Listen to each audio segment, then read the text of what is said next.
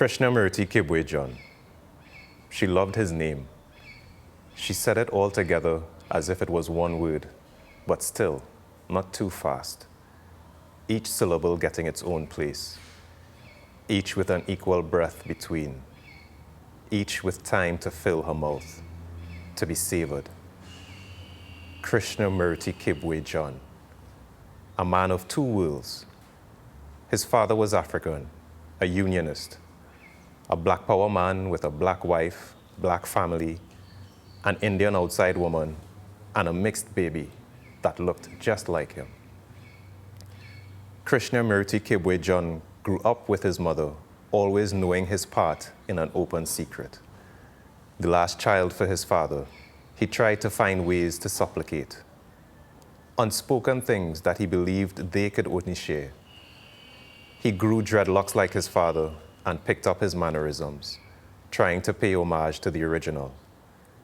His mother's people hated him, hated the black in him. His hair too curly, his skin too dark. They didn't want him as a Jagmohan and hated that he was a John. Krishnamurti Kibwe-John was born Catholic. At the time, his mother's family was so vexed that she was told she would be cut off and left to fend for herself with her married nigger man and nigger baby. It was then his father came with the talk that if this child not baptized Catholic, they have nothing to get from him. So he went to Catholic schools growing up, fascinated by the visual of Jesus on his cross and hoping to at least fall into his own father's shadow. As a young man, he married a black girl and his father didn't come. They dreamed about building a house, building a black family, and they had twins, and life was nice until he hit her. He wasn't married for long. Soon after that, his mother passed away, and his father never showed. So he only went after Indian women, not looking to do the marriage thing, just trying to bring his mother back. Then he met Sita. Krishnamurti Kibwe-John, a man of two worlds, one she came from and one she is never to go, was never to go. He was like Rama, and he was Krishna, and he was Shiva, many gods in one, or different masks of the one God, stories of joy and pain in the same being, each face at a slightly different angle. 3 eyes open on each face, 2 turned out, 1 turned in. God sees everything. And this God wishes to be held to her breast after their loving. His body languorous, but from his mouth poured dreams and memories. He told Sita of his father and how it was, having a man's face and his last name, but never his love or his time. He had asked his mother once about what happened between her and his father. She looked at him then, unmoving and with an even gaze, left the room and handed him a mirror when she returned. Sita looked at him as he told her these things. She wondered at how this man, who when she holds, reminds her of something hard and alive, like hugging a tree. This man, with rough hands and feet, using his words to tell her, yes, girl, I is people too. And the more he spoke, the more she saw, looking down into his eyes, seeing herself reflected infinite times in pools that made her think of dew on a leaf. Krishnamurti Kibwe-John took root in her. He had hands that touched her everywhere, all at once it seemed, even in her dreams. Except then she saw all his hands. There is no deception in dreams. In life, she only ever saw 2. On top of him, she would cup them to her breasts, and then his touch would make her close her eyes and moan, and she felt them everywhere again. He was endless skin, dark brown skin, darkness to mix with her lightness. She is never to know how this tastes, was never to know. There was contrast, but not much. Sometimes it looked like if you could rub where they touched, they would become one.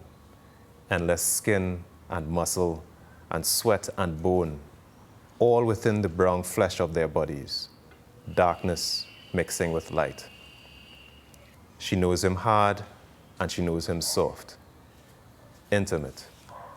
Vulnerable follows powerful almost all of the time. Catholic guilt, he says. Krishnamurti Kibwejan. When he is not below or beside her, he tries to crush her. She knew she had to choose. No, it was no longer a choice after she tasted what she wasn't supposed to and went where she should not have gone.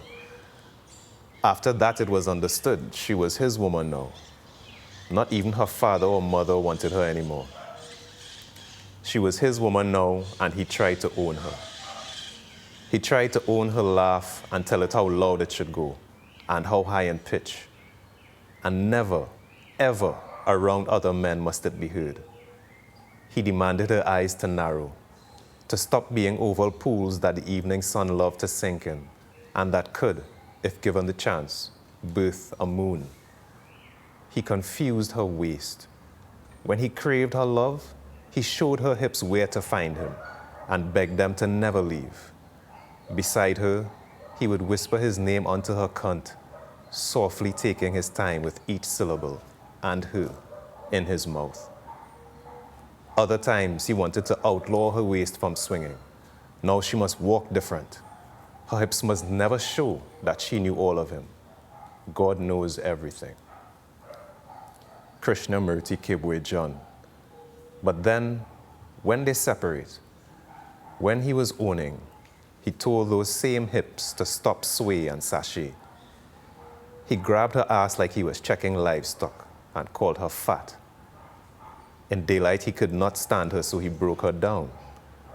At night, she was his heroine, and he built her up. Inside, somewhere, part of her wanted to go, but she had nowhere to go. She was not Mrs. John. She was not Siraram daughter anymore either. Krishnamurti Kibwejan had 2 children from a marriage before, and none with her. She had nothing to get from him, her owner. Krishnamurti Kibwejan possessed things and people. It was his ownership of things, his flashiness, that led the youth man to his house that night. I marking you a long time, Rasta. She heard a strange voice creeping up the stairs to her as she was coming down. She froze then, but Strange's voice sounded like he thought the hard part was done. What you have in this fridge here, eh? No beers? I could drink or something before we get down to it. He was going to the fridge. She could see its shadow cast by the open fridge door.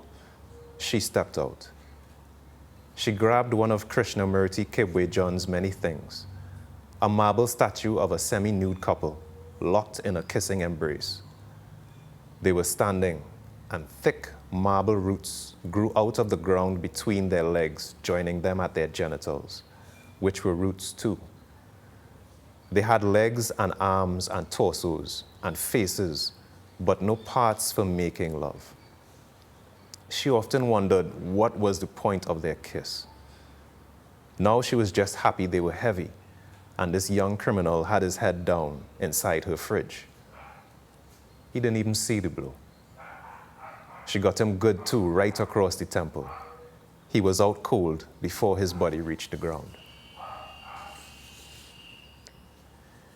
In the after, she is Krishnamurti Kibwejan's favorite possession again. He told everybody the story about how he fell asleep on the couch, and the next thing he knew, some man in the house and his gun in his face. He told everyone about how he was tied up and helpless, watching this intruder go through his fridge and trying not to show fear because, you know, the bullet man at bottom the strongs too. She is not allowed to tell the tale, to be the center of attention. When his friends ask her questions, he answers, rushing to her side, kissing her cheek, taking her hands in his. She is his guardian, and now he will be her protector. She glances ever so often at the sculpture of the rooted couple. she wonders about their pointless kiss.